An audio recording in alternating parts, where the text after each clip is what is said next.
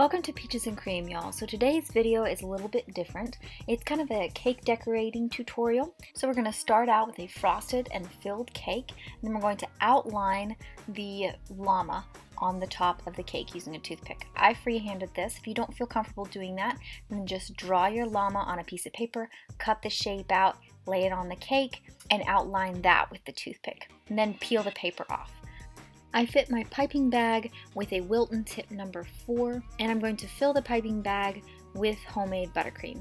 I actually have a recipe video for this, which I will leave the link to in the description box below.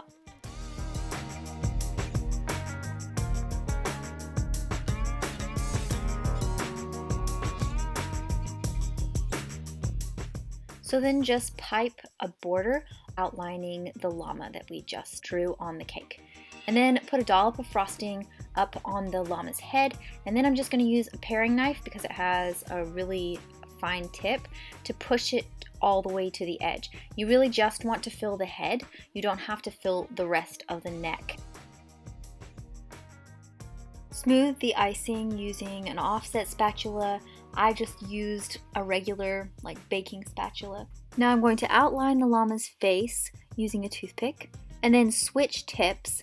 Just remove it. If you use a coupler with your bag, then you can just remove the tip and replace it with the tip that you're going to use. I'm using tip number 233, which is also a Wilton tip, and we will be using it to make the llama's fur. So the best way to do this is to place your piping bag and tip just above the cake and start squeezing the icing out. Move your piping bag up as the icing squeezes out. And once you've reached the height of fur that you like, then stop squeezing and lift the bag at the same time. It should pull off sharply and be sticking up like fur.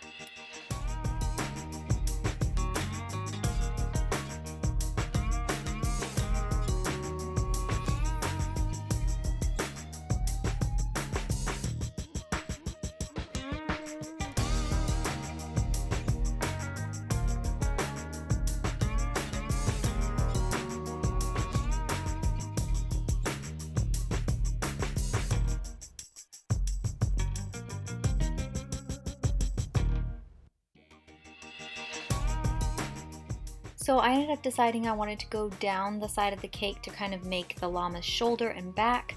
You don't have to do that if you don't want to. You can just do the neck on the top of the cake. So now I'm just filling in any gaps in the icing that I might have left the first time I went over it.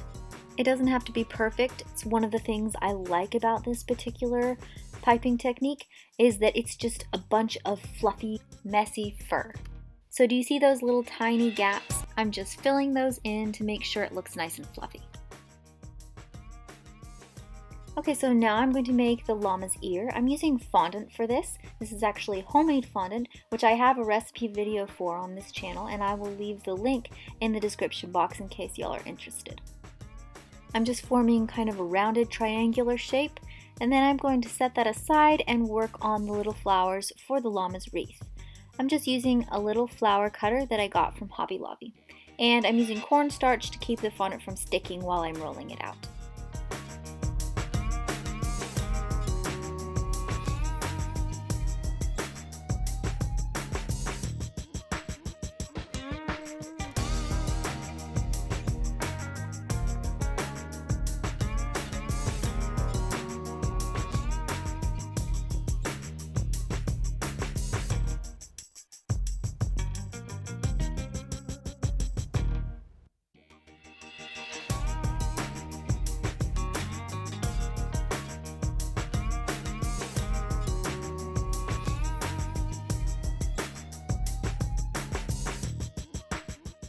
So now I'm working on the llama's smile and the llama's eye. I'm going to start out with the eye, which is really just an arched line of fondant with a tapered end, and I'm just trimming it until I like its size.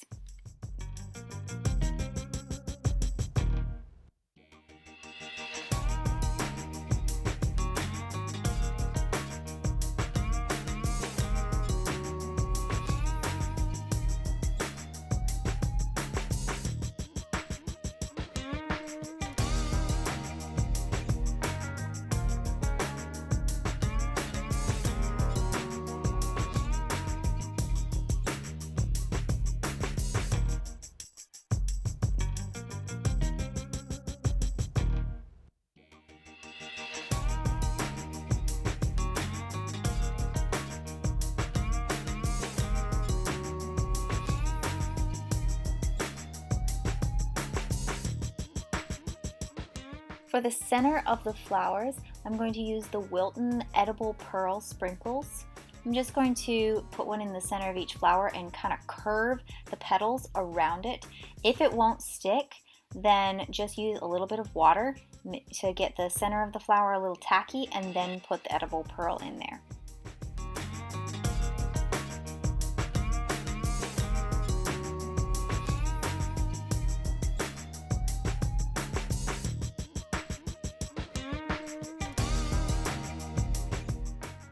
Now I'm placing the eye and the mouth. The only important thing here is to make sure that you don't mess up the smoothed icing underneath as you're placing these down.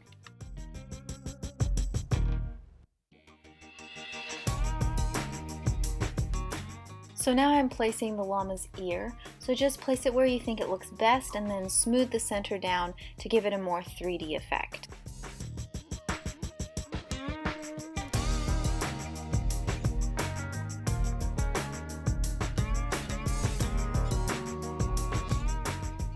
I decided that I wanted to have writing on this cake. Of course, it's optional.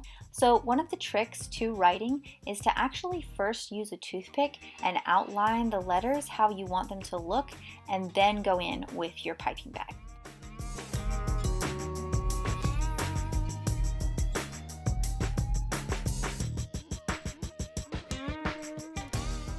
So then I wanted to pipe a border, so I decided to use the Wilton Tip 21 and make some shells around the cake. Now I'm placing a few little flowers wherever I see any imperfections in the icing that I want to cover up. And that's it. I hope y'all enjoyed this video. If you did, make sure to leave a like and subscribe for more videos. Thanks for watching.